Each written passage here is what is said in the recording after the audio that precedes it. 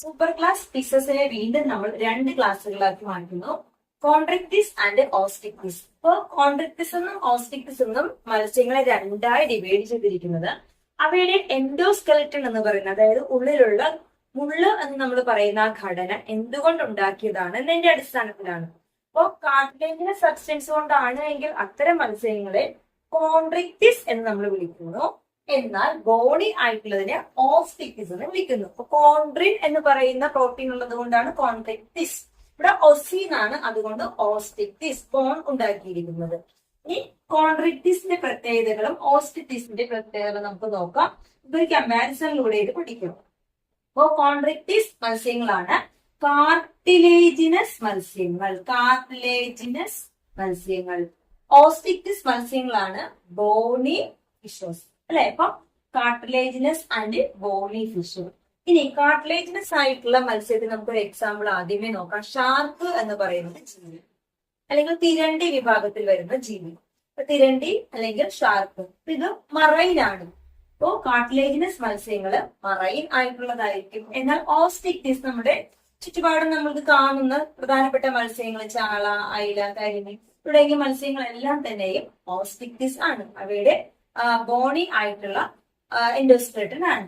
ഇത് both marine and fresh water. ഇപ്പൊ ഓസ്റ്റിക്റ്റിസ് വിഭാഗത്തിലുള്ള മത്സ്യങ്ങള് മറൈനും ഉണ്ട്, ഫ്രഷ് വാട്ടറും ഉണ്ട്. പിന്നെയോ endoskeleton is made up of cartilaginous. ഇവിടെയാണെങ്കിലോ എൻഡോസ്കെലറ്റൺ എന്ന് പറയുന്നത് ബോണി ആയിരിക്കും. പിന്നെ എക്സോസ്കെലറ്റൺ മത്സ്യങ്ങളുടെ ചെതമ്പലുകൾ നമ്മൾ പറയും, അല്ലെ? ഈ ചെതമ്പലുകള് ഷാർക്ക്, ട്രൈഗൺ വിഭാഗത്തിൽ വരുന്നത് നമുക്ക് എക്സ്റ്റേണലി അങ്ങനെ കാണാൻ പറ്റില്ല. അതിന്റെ ഉള്ളിലായിട്ട് കാണുന്ന ചെറിയ തരം സ്കെയിലുകളാണ്. അതിന്റെ ഉള്ളിൽ ധാരാളം ഉണ്ട്. ആ സ്കെയിലിന്റെ പേരാണ് പ്ലക്കോയിഡ് സ്കെയിൽ. പ്ലക്കോയിഡ് സ്കെയിൽ എന്ന് പറയുന്നത് കാർട്ടിലേജിനസ് ആയിട്ടുള്ള മത്സ്യങ്ങളിൽ കാണപ്പെടുന്ന അതിന്റെ സ്കെയിലുകളാണ്. സ്കെയിൽ എന്ന് പറഞ്ഞാൽ ചെതമ്പലുകൾ. അത് വിസിബിൾ ആയിരിക്കില്ല. എന്നാൽ സാധാരണ നമ്മുടെ വീടുകളിലൊക്കെ ഉപയോഗിക്കുന്ന ചാള, അയില, കരിമീൻ എന്ന് പറഞ്ഞ മത്സ്യങ്ങൾക്കൊക്കെ ചെതമ്പലുകൾ നമുക്ക് നന്നായിട്ട് കാണാൻ കഴിയുന്നുണ്ട്. അതിൽ കാണുന്ന ആ ചെതമ്പലുകൾ അല്ലെങ്കിൽ സ്കെയിൽസുകളെ വിളിക്കുന്ന പേരാണ് സൈക്ലോയിഡ് അല്ലെങ്കിൽ ടീനോയിഡ് എന്ന് പറയുന്നത്. അപ്പൊ കരിമീനിലൊക്കെ കാണുന്നത് ടീനോയിഡ് വിഭാഗത്തിൽപ്പെട്ട സ്കെയിലുകളാണ്. സൈക്ലോയിഡ് ആൻഡ് ടീനോയിഡ് സ്കെയിൽസുകളാണ് ഓസ്റ്റിക്റ്റിസിൽ കാണുന്നതെങ്കിൽ പ്ലക്കോയിഡ് സ്കെയിലുകളാണ് കാർട്ടിലേജിനസ് ആയിട്ടുള്ള കോൺട്രിക്റ്റിസിൽ കാണുന്നത്. ഇനി മൗത്തിന്റെ പൊസിഷൻ നമുക്ക് നോക്കാം. മൗത്തിന്റെ പൊസിഷൻ വെൻട്രൽ ആണ്. ഡോർസലും വെൻട്രൽ എന്ന് പറഞ്ഞിട്ടുണ്ട്. ഇതിന് മൗത്തിന്റെ പൊസിഷൻ വരുന്നത് വെൻട്രൽ ആയിട്ടായിരിക്കും. എന്നാൽ ഓസ്റ്റിക്റ്റിസിലെ മൗത്തിന്റെ പൊസിഷൻ എവിടെയാണ്? ടെർമിനൽ ആയിട്ട് ആയിരിക്കും, അറ്റത്ത് ആയിട്ട്, അല്ലെ? അപ്പൊ മൗത്ത് വെൻട്രൽ ആയിരിക്കും. ഇവിടെ മൗത്തിന്റെ പൊസിഷൻ ടെർമിനൽ ആണ്. ഇനി സാധാരണ മത്സ്യങ്ങളുടെ ഏറ്റവും പ്രധാനപ്പെട്ട ഒരു പ്രത്യേകതയാണ് ഓപ്പർകുലം അല്ലെങ്കിൽ ഗിൽ കവർ എന്ന് പറയുന്നത്. മത്സ്യങ്ങൾ അക്വേറിയത്തിലായാലും അല്ലെങ്കിൽ നമ്മുടെ വീടുകളിൽ വാങ്ങുമ്പോഴും ചെഗള എന്ന് പറയുന്ന ഒരു ഭാഗമുണ്ട്. നമ്മൾ അതിങ്ങനെ പതിയെ പൊക്കുമ്പോഴേക്കും നമുക്ക് അതിനുള്ള ഗിൽസുകളൊക്കെ കാണാം. അപ്പൊ ഗിൽസിലൊക്കെ നല്ല റെഡ്നെസ് ഉണ്ട് എങ്കിൽ നല്ല ഫ്രഷ് ആയിട്ടുള്ള മത്സ്യമായിരിക്കും. ഓക്സിജന്റെ സപ്ലൈ ആണ് കാണിക്കുന്നത്. ഫ്രഷ് ആയിട്ടുള്ള മത്സ്യങ്ങൾ, അല്ലെ? അപ്പോ ഈ ഗിൽസുകളെ പൊതിഞ്ഞു കാണുന്ന ആ ഭാഗത്തെയാണ് ഗിൽ കവർ അല്ലെങ്കിൽ ഓപ്പർകുലം എന്ന് നമ്മൾ പറയുന്നത്. അപ്പൊ നമ്മുടെ വീടുകളിൽ വാങ്ങുന്ന സാധാരണ മത്സ്യങ്ങളെല്ലാം തന്നെ ഓസ്റ്റിക്റ്റിസ് വിഭാഗത്തിലുള്ളതാണ്. അവർക്കെല്ലാം ഈ ഓപ്പർകുലം അല്ലെങ്കിൽ ഗിൽ കവർ പ്രസന്റ് ആണ്. എന്നാൽ ഷാർക്ക് വിഭാഗത്തിലുള്ള അല്ലെങ്കിൽ ട്രൈഗൺ നമ്മൾ പഠിക്കുന്ന ഈ രണ്ട് മത്സ്യങ്ങളുടെ എന്തില്ല? ഓപ്പർകുലം എന്ന് പറയുന്ന സ്ട്രക്ചർ ഇല്ല. പറയുന്നത് എയർ ബ്ലാഡർ ആണ്. സാധാരണ മത്സ്യങ്ങൾക്ക് എയർ ബ്ലാഡർ അല്ലെങ്കിൽ സ്വിം ബ്ലാഡർ എന്ന് പറയുന്ന ഒരു സ്ട്രക്ചർ ഉണ്ട്.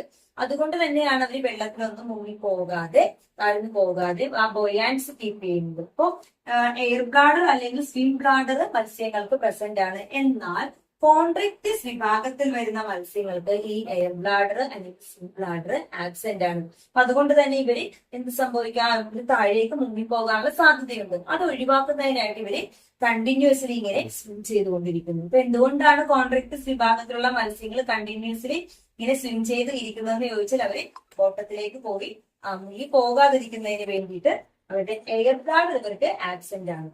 അടുത്ത ഫെർട്ടിലൈസേഷൻ എന്ന് പറയുന്നത് ഇന്റേണൽ ആണ്. അപ്പൊ ഇന്റേണൽ ഫെർട്ടിലൈസേഷൻ നടക്കുന്നതിന് മെയിൽ ആൻഡ് ഫീമെയിൽ ആയിട്ടുള്ള മത്സ്യങ്ങളുണ്ട്, അല്ലെ? അപ്പൊ ഇവിടെ ഇണ ചേരുന്നതിന് മറ്റ് സഹായിക്കുന്ന ഒരു ഓർഗനാണ് കോപ്പുലേറ്ററി ഓർഗനാണ് ക്ലാസ്പർ എന്ന് പറയുന്നത്. അപ്പൊ ഈ ക്ലാസ്പേഴ്സ് കോൺട്രിക്റ്റിസ് മത്സ്യത്തിലുണ്ട്. അതുകൊണ്ട് തന്നെ ഇവരുടെ ഫെർട്ടിലൈസേഷൻ എന്ന് പറഞ്ഞാൽ ഇന്റേണൽ ആണ്. ശരീരത്തിനുള്ളിൽ വെച്ച് തന്നെ മുട്ട വിരിഞ്ഞ് കുഞ്ഞ് വെളിയിലേക്ക് വരികയാണ് ചെയ്യുന്നത്.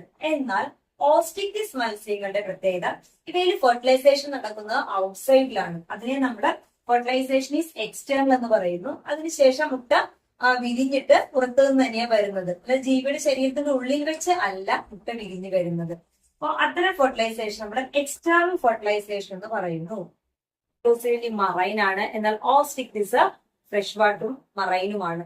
ഇനി ഇതിന്റെ കോൺട്രക്ടിസിന്റെ എൻഡോസ്കെലട്ടൺ എന്ന് പറയുന്നത് കാർട്ടിലേജിനസ് ആണ്, ഓസ്റ്റിക്ടിസ് ബോണിയാണ്. എക്സ്റ്റേണൽ ആയിട്ടുള്ള സ്കെയിലുകൾ എന്ന് പറയുന്ന എക്സോസ്കെലട്ടൺ, പ്ലക്കോയിഡ് സ്കെയിലിൻ കോൺട്രക്ടിസ്. ഓസ്റ്റിക്ടിസിലാണെങ്കിൽ സൈക്ലോയിഡ് ഓർ പീനോയിഡ് ആണ്. മൗത്ത് ഓഫ് വെൻട്രൽ പൊസിഷൻ ആണ്. ഇവിടെ മൗത്ത് ടെർമിനൽ ആണ്.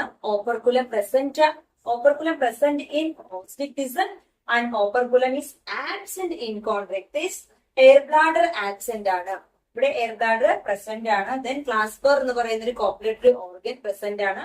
Fertilisation is internal. ഇവിടെ ക്ലാസ്പർ ആബ്സെന്റ് ആണ്. Fertilisation is external.